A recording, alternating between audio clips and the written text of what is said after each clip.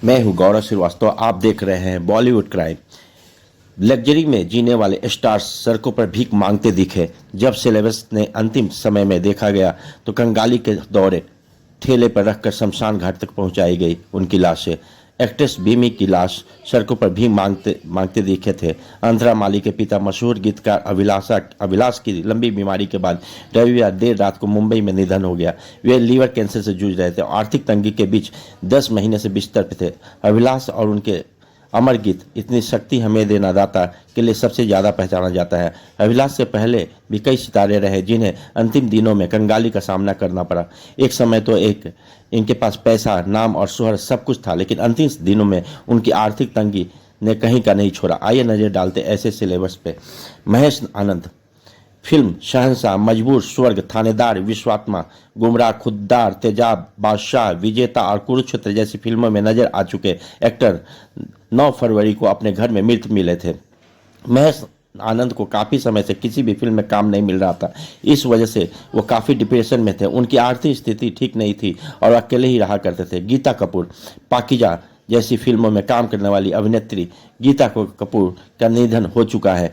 Actress Geeta Kapoor का निधन 26 मई को हुआ था। गीता का अंतिम समय काफ़ी कष्ट से बीता था और उनके बच्चे अपनी सुध नहीं ले रहे थे। गीता कपूर के बच्चे उनकी सुध नहीं ले रहे थे। गीता का कोरियोग्राफर बेटा उन्हें अस्पताल में छोड़कर भाग गया था। अशोक पंडित और दूसरे बॉलीवुड सेलिब्रिटी गीता के इलाज का खर्चा उठा रहे थे।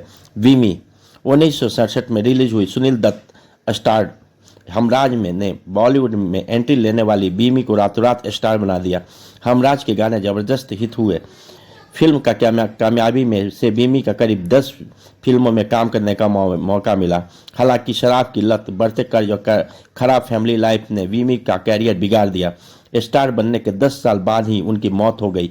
कहा जाता है कि उनकी लाश को एक चाय वाले के ठेले पर रखकर शमशान घाट पर पहुंचाया गया था। ए.के. हंगर हिंदी सिनेमा जगत में रहीम चाचा के नाम से जाने जाने वाले ए.के. हंगल का 26 अगस्त में निधन हो गया। ए.के. हंगल बॉलीवुड के ऐसे एक्टर हैं जिन्होंने 50 साल की उम्र में बॉलीवुड में डेब्यू किया था। उन्होंने 70 से 90 के दशक में ज़्यादातर फिल्मों में पिता या फिर एक्टर्स की करीबी रिश्तेदार का रोल निभाया था। बताया जाता है कि ए.के. हंगल की बुरी स्थिति में घर में मृत पाए गए थे। हंगल अपने अंतिम समय में बेहद तंगी के दौर से गुजरे हुए थे।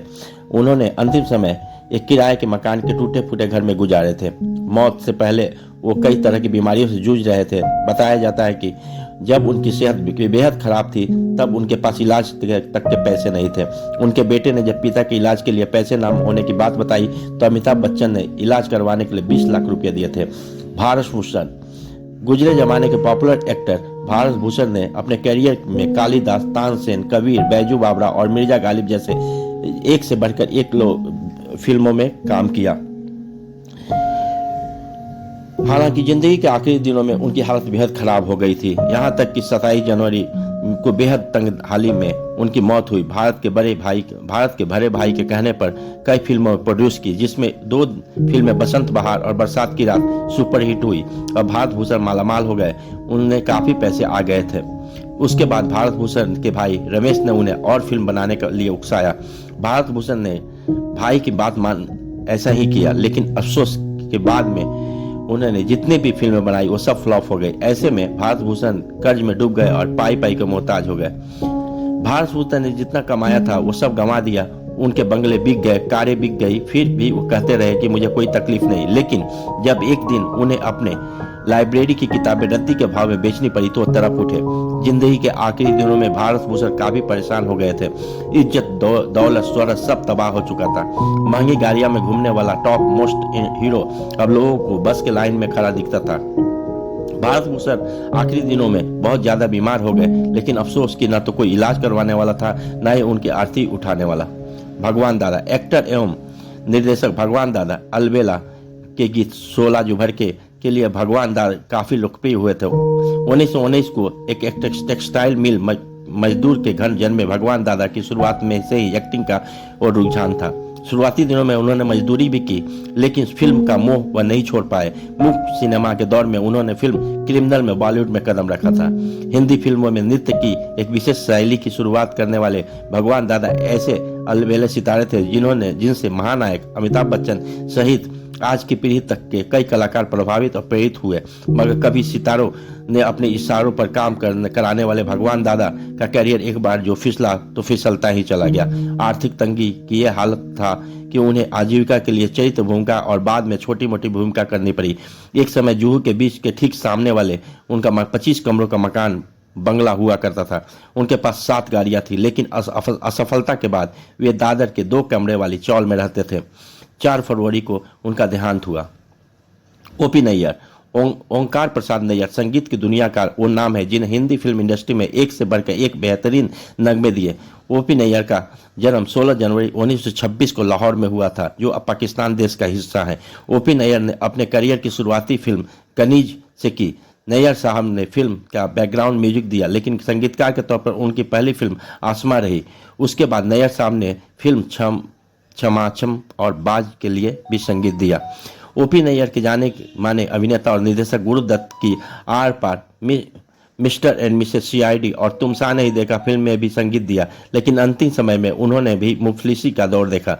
कहा जाता है कि जब उन्हें कोई इंटरव्यू के लिए अप्रोच करता था तो शराब और पैसों की डिमांड करते थे। 28 जनवरी को उनका निधन हो गया। अचला सचदेव, फिल्म दिलवाले दुल्हनिया ले जाएंगे में सिमरन यानी काजोल की दादी के रोल में नजर आने वाली अचला सचदेव का जन्म 3 मई 1920 का पेशावर पाकिस्तान में हुआ था।